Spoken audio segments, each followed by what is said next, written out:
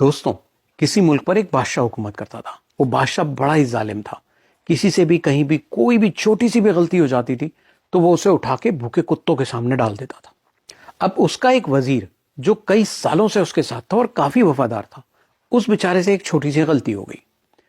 بادشاہ نے جو ہے وہ ٹریڈیشن کے حساب سے اناؤنس کر دیا کہ بھائی اسے اٹھاؤ اور کل صبح بھوکے کتوں کے سامنے ڈال دینا.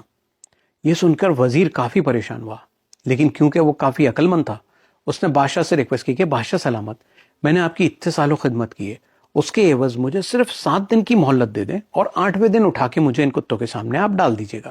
تو بادشاہ نے کہا کہ چلو ٹھیک ہے، تم نے اتنے سال میری خدمت کی ہے تو اس کے عوض میں تمہاری اس آخری خواہش کو پوری کرتا ہوں اور تمہیں 7 دن کی مہلت دے دیتا ہوں.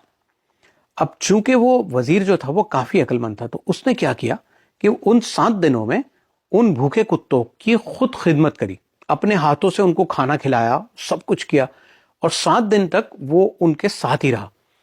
تو وہ کتے جو تھے وہ اس کے ہو گئے وفادار. اب 8ویں دن جو ہے وہ صبح صبح بادشاہ نے سب کو جمع کیا اور کہا کہ اسے اٹھاؤ وزیر کو اور ڈال دو ان بھوکے کتوں کے سامنے. اب جیسے ہی اس کو وزیر کو بھوکے کتوں کے سامنے ڈالا گیا تو کتے جو تھے وہ اسے چاٹنے لگ گئے، اس کے ارد گرد گھومنے لگ گئے اور اسے پیار کرنے لگ گئے. یہ دیکھ کے بادشاہ بڑا پریشان ہوا. بادشاہ نے کہا کہ یہ کیا ماجرا ہے، ایسا کیسے ہو سکتا ہے؟ تب اس وزیر نے کہا کہ بادشاہ سلامت، میں نے اتنے سالوں آپ کی خدمت کی اور آپ نے مجھے اتنی چھوٹی سی غلطی کی اتنی بڑی سزا دے دی، جبکہ میں نے ان کتوں کی صرف 7 دن خدمت کی اور آج یہ میرے وفادار ہو گئے. یہ سننا تھا کہ بادشاہ کافی شرمندہ ہوا اور بادشاہ نے کہا کہ واقعی مجھ سے کافی بڑی غلطی ہو گئی کہ میں نے اس چھوٹی سی غلطی کی تمہیں اتنی بڑی سزا دے دی. اس نے فوراً اپنے دوسرے ایک وزیر کو بلایا اور کہا کہ اس کو اس پنجرے سے فٹافٹ ابھی کے ابھی نکالو اور بھوکے مگرمچھوں کے تالاب میں پھینک دو.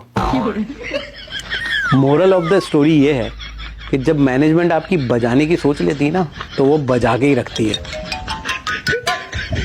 اب اس کہانی کا پاکستان کے الیکشن سے کوئی تعلق نہیں ہے بھائی، باقی آپ لوگ سمجھدار ہیں.